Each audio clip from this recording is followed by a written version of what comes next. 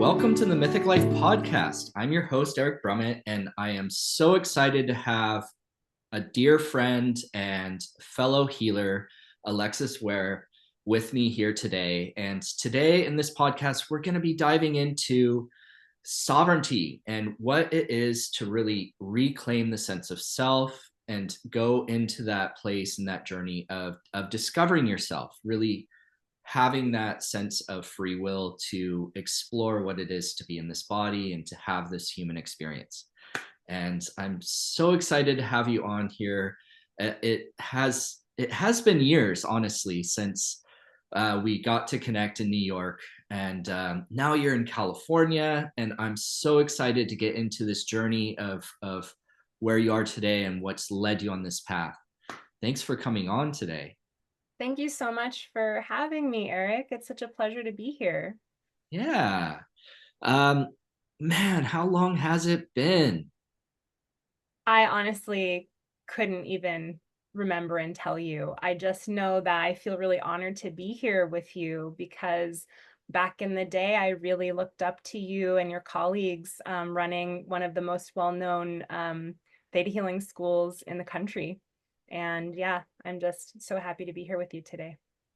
And you have been on such an incredible journey, both in your practice supporting people. I was reading through um, some of your biography and your credentials from being a healer and a coach and an acupuncturist. I mean, the list is phenomenal of all the trainings that you've gone through, traditional Chinese medicine. Um, what led you on this path? What really sparked that for you of wanting to go into healing?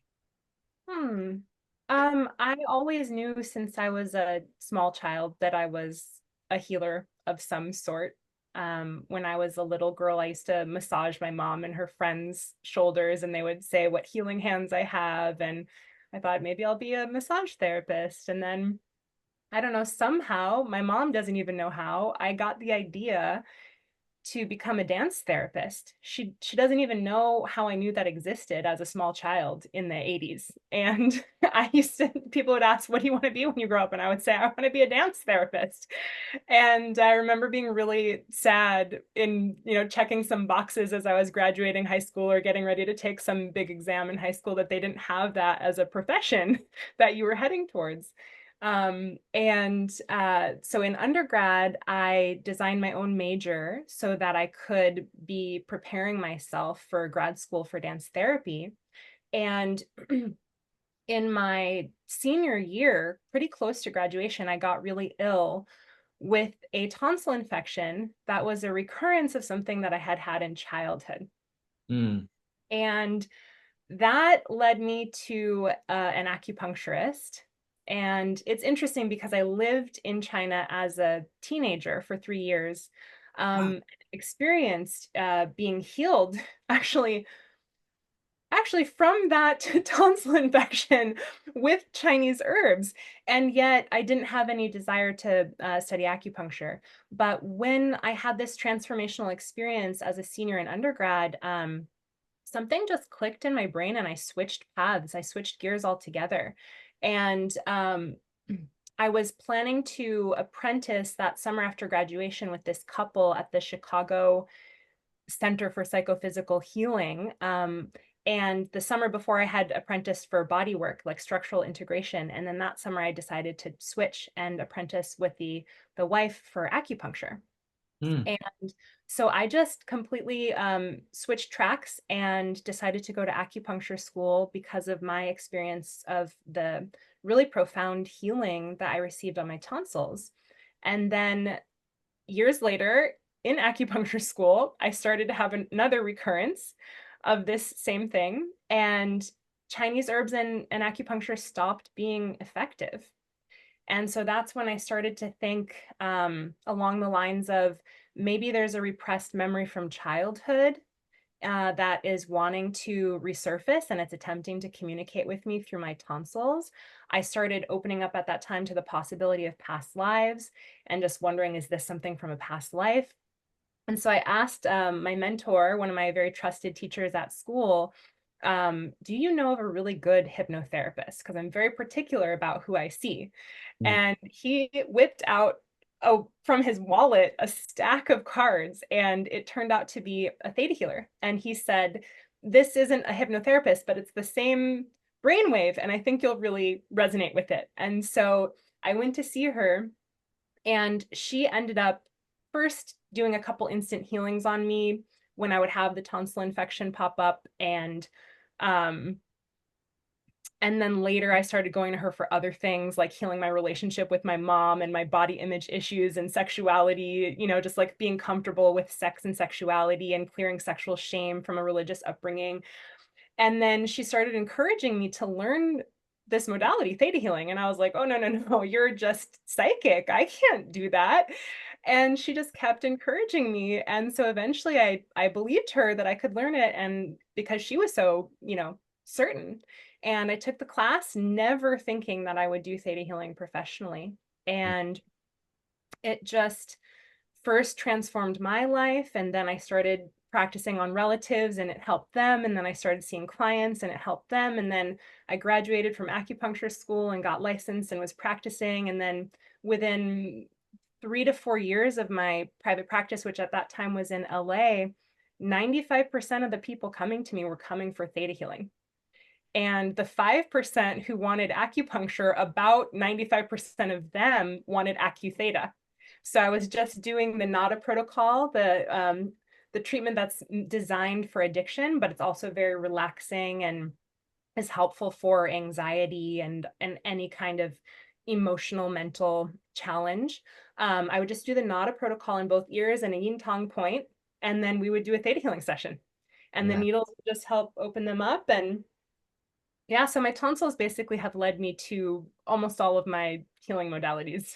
You know, I found out about Vienna, the founder of Theta Healing, through my acupuncturist. I love that.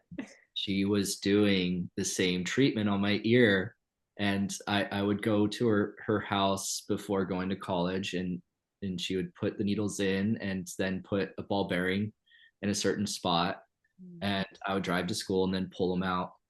And she's like, I think this person might be a really big help for you, and was the introduction for me to theta healing too. Yeah. That's so cool. And so going on that journey, you're in LA, you're building this practice, you're doing this theta work. I know now you're working a lot with more that creative expression too, right? Uh, Mhm. so this journey, all of our healing practices goes in different paths and goes through its stages. Mhm. I mean, when I first started my practice, it was really focused on health and being a medical intuitive, and Mm. now with becoming Mythic Life, what Mythic Life is about is really helping people break out of those institutional thoughts and these group conscious expectations of who we're supposed to be. Yeah.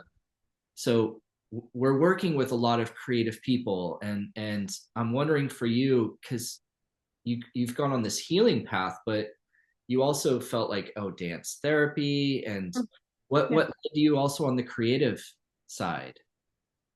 Well, in addition to always knowing that I would be a healer or was a healer, I was also always an artist. And I love dance and have always found dance to be a place where I connect with my power, my joy, my sensuality. Um, Sometimes it's a way to connect with other people. Back in undergrad, that was through doing choreographed pieces with other people. And then now it's more like doing contact improv at ecstatic dance. And then I always loved to draw. My major in undergrad was called Alternative Approaches to Healing the Creative Arts. Mm, And so I also had an interest in art therapy. It wasn't just strictly dance therapy. yeah. And it was in 2019 that I saw a friend posting on Facebook this imagery, and it was her artwork, and it had a very specific style, and it reminded me of like when I studied like the psychology of addiction or my pathophysiological psychology course, and like seeing the pictures of neurons and dendrites. And I was just fascinated. And then I saw her at a friend's going away party, and I was like, tell me more about this art that you're posting. What is this? And she was like, this is neurographic art. It comes from Russia. It's called Neurographica. And a psychotherapist or psychiatrist designed it. And it's basically like theta healing, where you're creating new neural pathways in your brain, but you're doing it through making art yourself. And so I went down the rabbit hole and got super into it. And it was very timely because shortly after I tore my meniscus or had a knee surgery, and it was something that just during that time of healing and being in bed for such a length of time, it was like a companion, and it was a way to process emotions, and a way to connect to spirit and creativity and the spark of life. And then the pandemic hit, and so I was continuing to do a lot of neurographic art during that time, sheltering in place and not having a lot of things to go out and do. Yeah. Um, so yeah, that's a little bit about my journey with art. Oh, beautiful. And Um, I'll share one more piece if that's okay. yeah. When I was in undergrad, I was doing a lot of art that was like self-portraits that were, taking a picture and then making like a giant self-portrait from this little picture that's like bigger than human size. And it was like perfect detail to like exact everything. And it felt rewarding, and at the same time, it really fed perfectionism. And so for me, the neurographic art and also other more abstract styles that I got into before neurographic art was kind of a breaking out of that path of perfectionism and allowing myself to be messy and just more like play and discover what wants to come to life, rather than trying to make something exact or perfect. Yeah. So much of art and music is about becoming a channel, right? And like there is this place of having to break away from the mind to a certain degree, and the control and the sovereignty of, not sovereignty, but the control of the mind over the body. Mm. So often people stop being present and letting that come through. uh, Mm. I know from some conversations we've had and some posts that you've made of just really discovering your body as well, and letting so much creativity flow through in that way. Are there certain practices that you bring in with that? Oh yeah.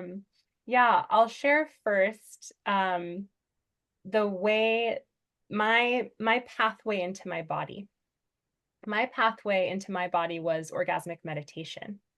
So during that time that I was practicing in LA, I like stumbled upon slash was sort of inundated with from like several different friends and channels, this practice of orgasmic meditation, and I was terrified of it and horrified by it, and that told me that there was something in it for me. And so I brought my terrified self to an introduction to Om course, the How to Om course, and learned this practice, and it ended up just evolving my life in so many ways. And I had been in body-based practices before that. Like I got really into Kundalini yoga before that. I was a daily 90 minutes, sometimes 2 classes a day Kundalini yoga addict. And I was just doing the poses, the breath work, the meditation. I was like going hard. And at the same time, even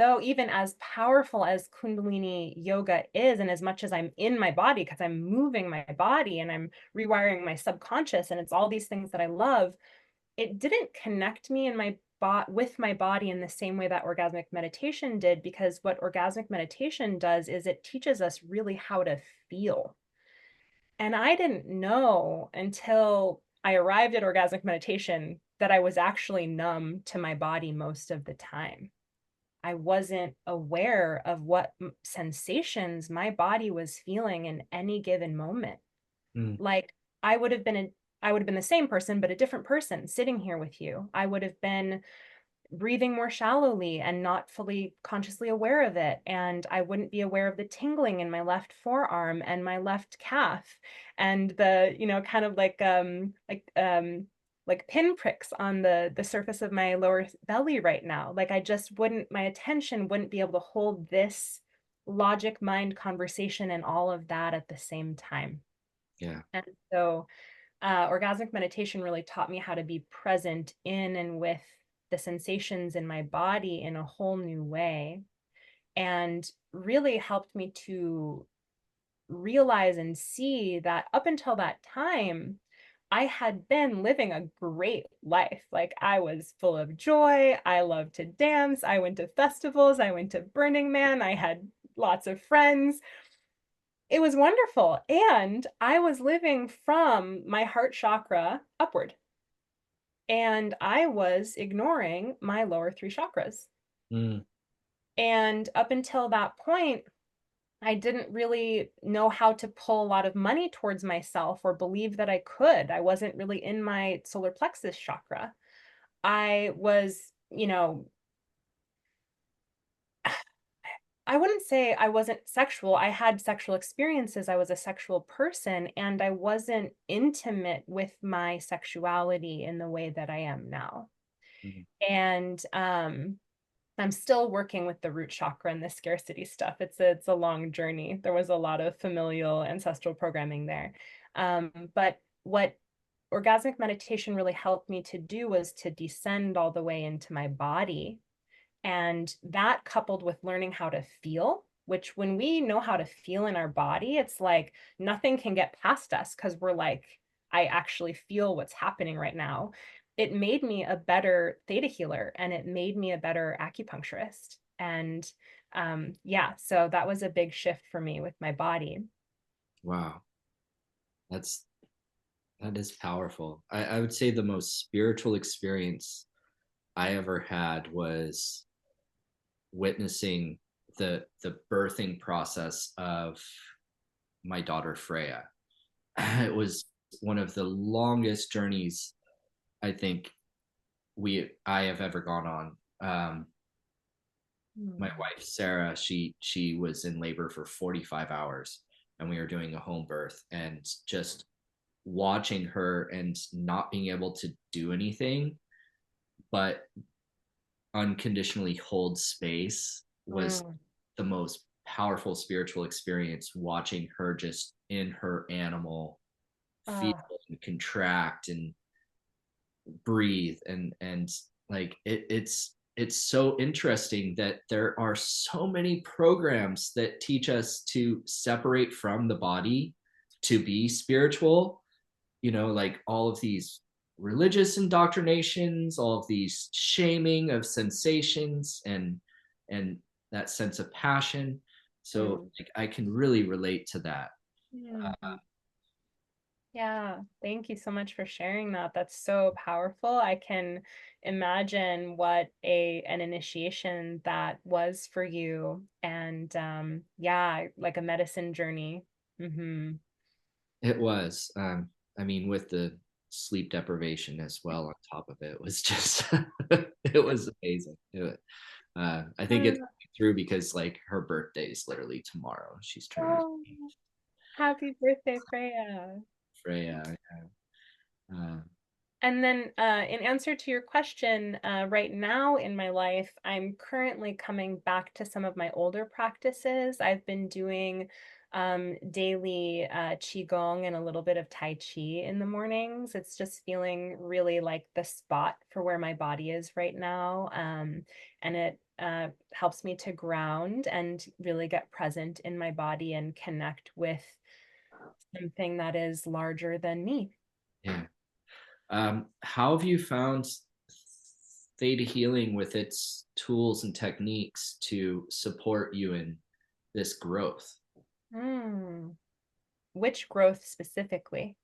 Just growth in general, or I mean, theta healing has its philosophy, but it isn't like a practice. It's a tool to kind of shift and change things and heal things, and like have that intuitive revelation.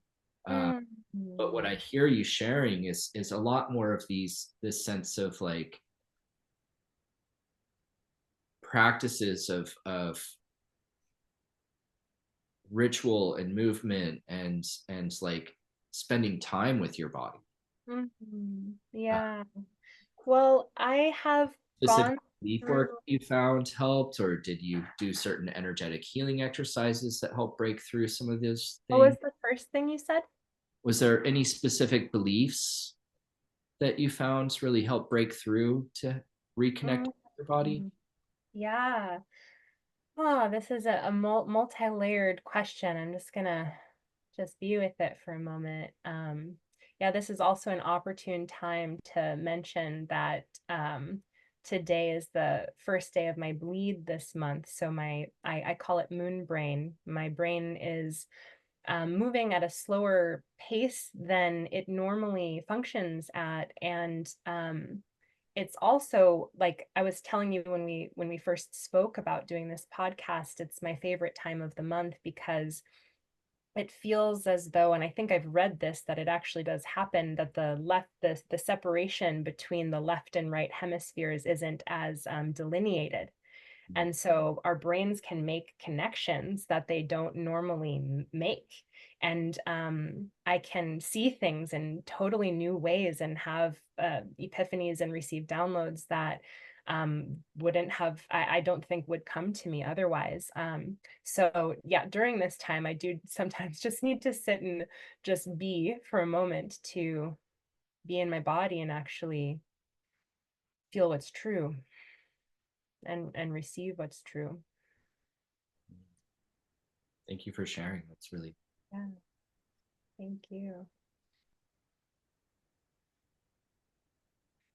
Yeah, so the first part, I want to just say that I've been in my lifetime, I've gone through many phases of very regimented practice.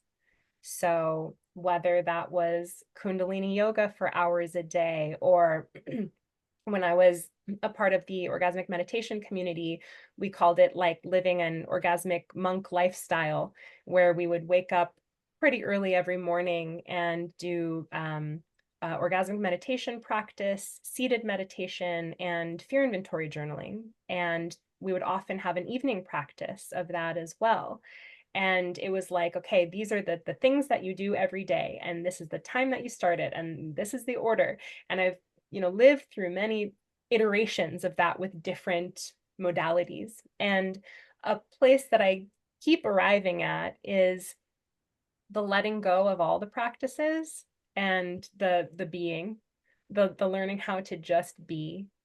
And I have absolutely loved theta healing so much because, as I'm sure you're aware, it fosters so much transformation faster than just about anything I have come across, and can help us like break through a pattern that we have been stuck in for so long. Sometimes in just one session, when you find that key belief or that root fear that's locking it into place, and you clear it, and then you rearrange the energy of what happened at the time when that belief or fear was formed.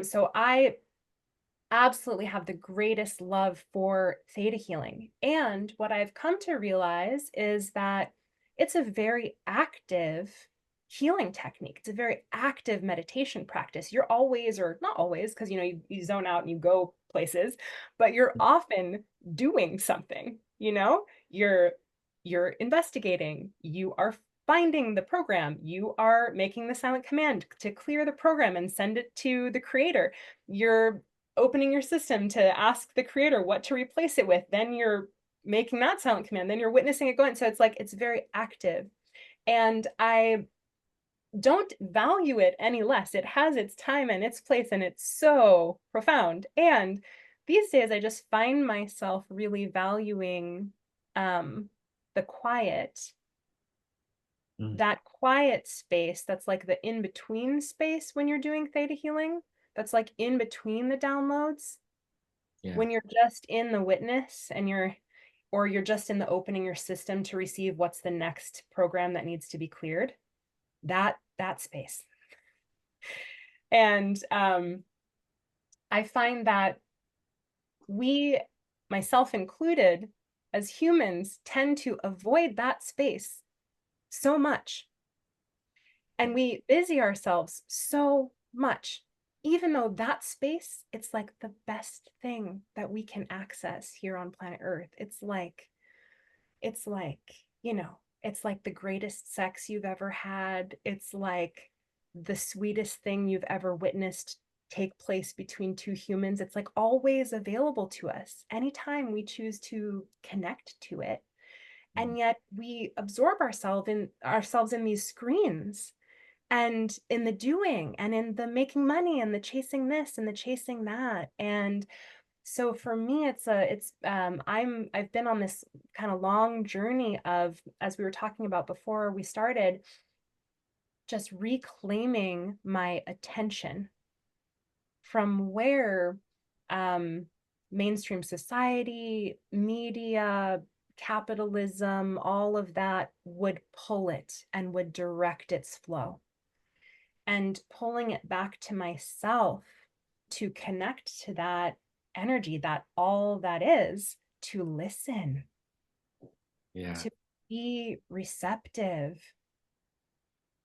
And we can find, using theta healing as a tool, or any kind of subconscious reprogramming as a tool, a lot of these limiting, fear-based programs that keep us distracted, that keep us from settling down, settling in, getting quiet, being with our bodies, being with our emotions, being with spirit, God, whatever you want to call it. And we could get into what they are. There's so many of them, like any person that you drop into their energetic field and scope around, you'll find different variations of certain themes that keep us in that loop of distraction. And I find that a lot of them trace back to the fear that I am nothing, um, the fear that The nothing prime matters. What's that? the primal fear. The primal fear. Yeah. Yeah. And then there's the, more surface level ones, like the capitalistic programming that I'll be punished if I stop moving, or that my value is dependent on how much I produce, or what I produce, or how much money I make, or how I look. And I got to distract myself buying the right clothes and the right makeup and making sure I'm dressing the right way and acting the right way and talking the right way to have value. And Yeah. so one of the things that I'm the most passionate about is restoring people's, myself included, inherent sense of value. Mm. And your website is Sovereign University. Mm. Uh, it is that the mission, the vision within Sovereign University? Tell me more about what sovereignty is to you. It's interesting because I'm actually getting ready to pivot away from Sovereign University, I believe, and just to something like using my own name for my coaching and healing practice. But Sovereign University was my rebrand from my original business name, Theta School of Magic. And I made that rebrand in 2020. And the tagline and a lot of the, materials I talked about was sovereignty in connection. So, how to have sovereignty without sacrificing connection. Because we've kind of been taught that you get one or the other, it has to be either or. That and this ties into a lot of our, cultural and familial programming and conditioning around like people pleasing and fitting in. It's like you have to sacrifice at least some aspect of your sovereignty if you want connection. If you want to belong to this family, you're not allowed to do that, Yeah. right? If you want to go to this school, you can't dress that way. If you want to work at this job, you gotta, wear this thing and do that and then speak this way, and so there's a lot of programming and conditioning around that we have to sacrifice either or. Yeah. And also just like kind of reclaiming the the word and the energy of sovereign from where it has been associated with like kings and rulers who weren't connected with an open heart and generosity and connected to all that is in such a way that they ruled and governed with love and instead ruled out of greed. And that we see that carrying over today with corporations and governments and politicians.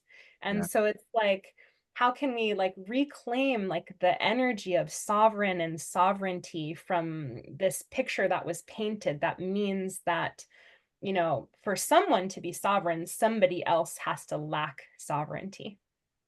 But how do we actually claim our sovereignty and remember that we're all connected and that anything and everything I do impacts you and vice versa? And to actually, like we learned in orgasmic meditation, be able to feel that, like feel the impact on another person by my words, my thoughts, even my actions, because I'm that connected that I can feel it. Mm. Wow, that is beautiful.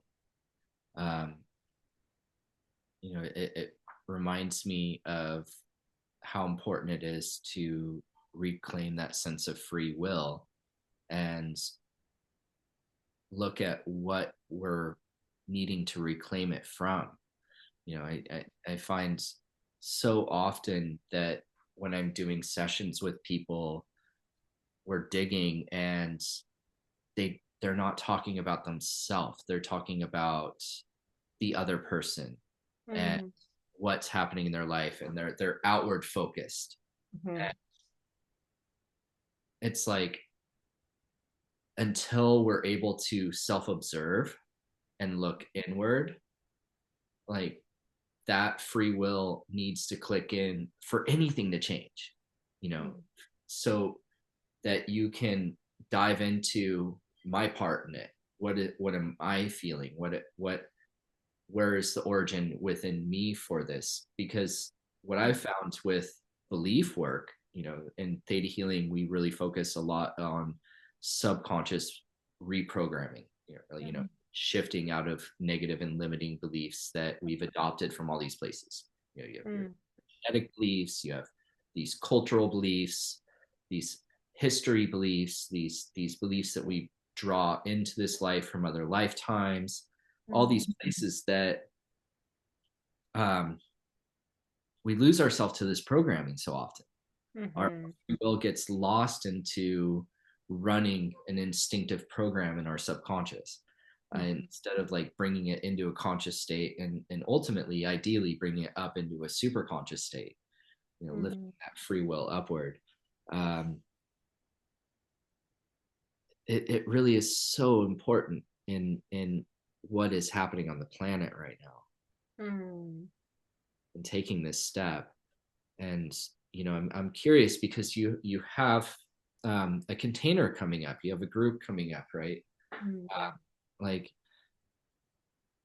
I found when people start on their journey of healing, they end up starting to discover themselves, and it is this place of personal development that always leads somewhere creative, somewhere into an art form of some type.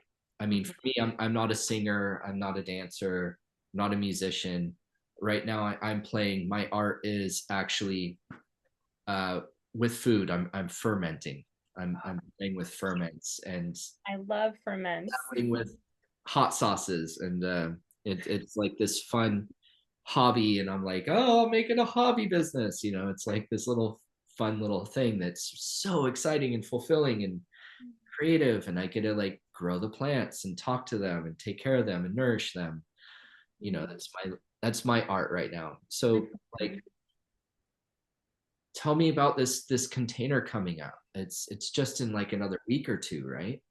Yeah, it starts in a little over 3 weeks. This container is called Unveil My Voice, and it is an initiation for women. I ran a version of it 4 times last year, and this one is new. It's longer, and I've invited a guest teacher who's going to come and do Kundalini yoga, breathwork meditation, and also Gestalt therapy. So just weaving in more elements and bringing in an even more somatic piece, because as you probably know, um, we can move things out purely with energy healing, such as theta healing. We can move physical things out, we can move energetic, emotional, mental things out. And when we address it at the physical level simultaneously or in conjunction with, it's just that much more effective and powerful and permanent and coherent, I would say. So this program is largely subconscious oriented. So theta healing, Kundalini, Gestalts, all tying into the subconscious in some way. And what we're doing in this initiation is freeing women of the, as you mentioned, cultural, familial, societal, genetic, past life, religious programming and conditioning that keeps our expression and our voices veiled. Mm. And I feel just so passionate about this topic because I incarnated as a woman in this lifetime, and I have a womb, and I know what it's like to be indoctrinated as a young girl as to what is and isn't appropriate, and what I am allowed to do and what I'm not allowed to do, and what is and isn't safe for me, and what will or won't bring me danger or harm. And so I'm, someone who is still constantly just learning how to come out more in life and live more in life and allow myself to be whatever is fully alive and fully expressed in that moment. And it is one of my greatest joys in life to bring that quality of the spark of life to other women. I love bringing it to humans, to people in general. I work with people of all genders. And in recent years, my passion has become in supporting women because of the imbalances that I see playing out in humanity and on a global scale, and also in our small communities and a familial scale. um, but really feeling in my intuitive knowing this sense, this knowing that when we as women really connect with our bodies and our intuition and open ourselves to listen and receive as the channels and the oracles that we are, that we will, we are playing an integral role in restoring balance to humanity and Earth. Mm. And my, as an empath, as a small child, like growing up in an era that we were, taught to fear nuclear bombs and like learned how to do like, nuclear bomb fallout drills and things of that nature, like it, I have felt a lot of pain and continue to feel a lot of pain around the state of humanity and where we are in our current evolution. And so I just constantly do my best to come out of a state of judgment of it and come back into that place of creativity and art and power.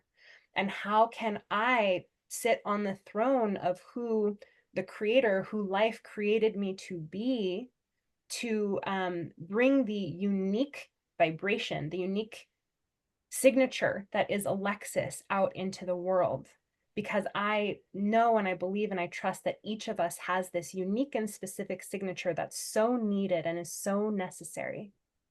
And that we've been lacking or deficient in the voices of women due to historical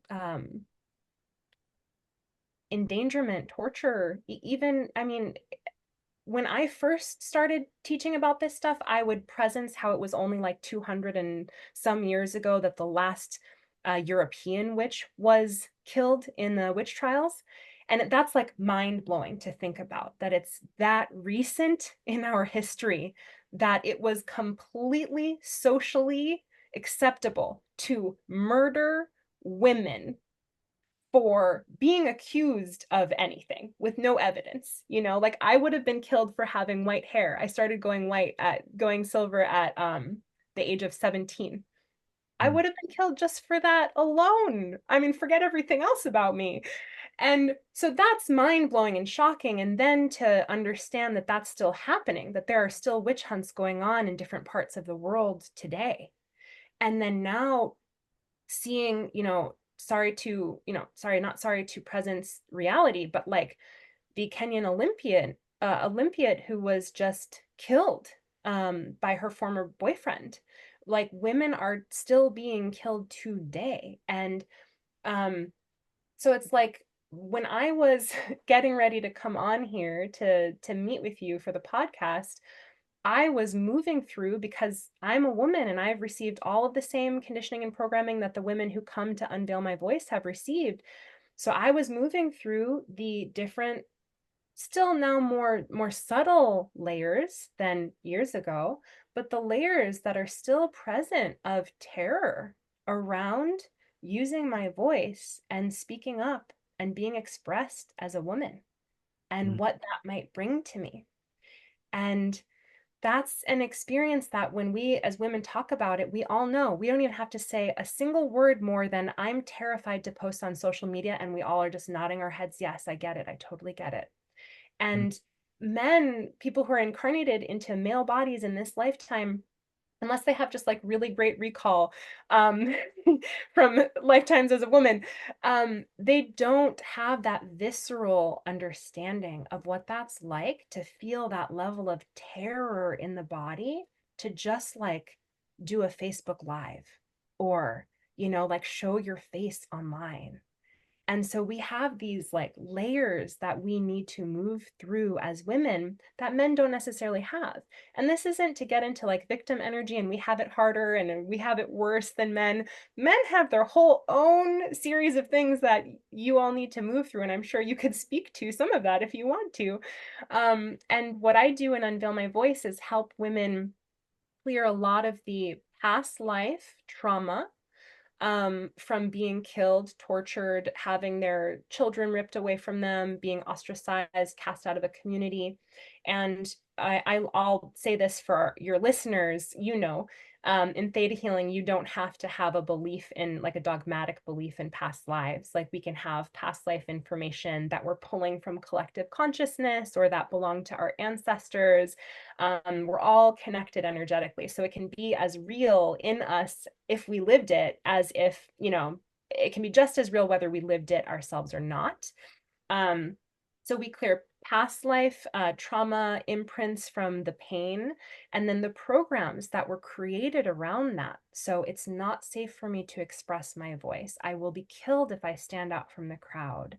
And then we get into so much in Unveil My Voice. We get into sexual shame and how our sexuality and our actual vulva is connected to our throat, Mm. and how we need to have them both awaken online in order to come fully out. And moving through all of the layers of shame and trauma there. And, these are just two of probably like 6 or 8 main topics and themes that we cover in the program. Wow, that sounds like such an incredible program. Like to work it through on those levels with the theta processes to heal all this programming and traumas that have been carried in the cells and the DNA and the past lives and brought in from the spirit, all the way through running that current with kundalini and breath work and then moving it through somatically. It sounds incredible. It Yeah. really does. Uh, Yeah. awesome work. I am Yeah. so excited for you and for the Thank participants you. to come. Yeah, I get so lit up when I hear from the women who went through it last year, Yeah. how their lives have changed and how they've come out in ways that they wouldn't have before, whether that's with their career or asking for what they want and need in their relationship, um, or even just getting clear on what they desire, because we also have a lot of, religious programming that we shouldn't even know what we want, and that's bad and wrong in and of itself. And that's a whole other can of worms, because we just have a lot of conditioning around shoving down our desire. But yeah, it's been very rewarding to receive the women's expressions of how Unveil My Voice has helped them to truly bring their unique energy signatures out into the world, because they're so needed. Yeah. Um, I'm working with a colleague right now. She's building her practice up in Santa Rosa, and she's a longtime theta healer. She's done a lot of other work. She was sharing this story of how, you know, coming out of all the programming of her family, she wanted to discover herself and discover her tribe, and she went into college, you know, in the 60s, and it was like women empowerment, and she saw how traumatized so many women were, so she helped establish a rape crisis center and was working there and starting to get into psychology and wanting to support people, and trained in martial arts and was doing classes teaching women how to defend themselves and like all this stuff. But still the subconscious can be so dominant. She still fell into, I'm not going to follow my passions and my dreams. I'm going to follow my husband instead. And Mm. ended up in a marriage that wasn't fulfilling, wasn't right. And even through that, she had her kids and stuff. But like, we were Mm. just talking the other day about like, no matter, even if you are consciously aware that you want these things, you're like women empowerment, it was still like facing these programs. This is where healing is so important. uh, Mhm. so I'm so happy this is coming through you and coming into the world.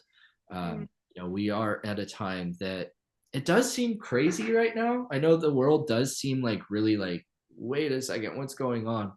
Mm. Every time I lift up and really meditate on what's happening in the world, I'm like, this is pretty fantastic. Like, Yeah. it's amazing. Yeah, it feels chaotic because so much is stripping away and Yeah. to the surface. That Yeah. it's an awesome time right now. Yes, And it is a mass shift in consciousness. And I know we throw the word awakening around, but I really do feel that we're in a period of awakening right now. And as painful as the last 10 months have been, um, eh, there's longer history and all different kinds of things and all of it. I feel that mm, there are certain people, maybe, I don't even know. I don't know if their souls knew before they incarnated, but I feel that there are certain people who are serving all of humanity right now with their lives. Like, it's costing human life for us to wake up. And I think that's part of why I'm so passionate about this work, is the faster we can wake up collectively and shift these systems that are not in alignment with the truth of who we are, the faster we won't need this sacrifice of these human lives and animal lives and plant life. And it's like, it's beyond us. Like, our impact, we're impacting all of the systems on this planet, and we don't even know how that's impacting beyond this planet. So absolutely. yeah. Well, I'm so happy to be here on this journey with you and bringing the work forward with people, supporting them through all these different techniques and modalities and containers. You know, Mm. everybody's work is so meaningful, and I'm thrilled for you launching this program of voice. And you know, for all the listeners, if you want to learn more about voice and, you know, follow Alexis Ware on her socials, you can see them in the comments, you can see them below. Do you want to share them as well? What's Sure. Yeah. Yeah.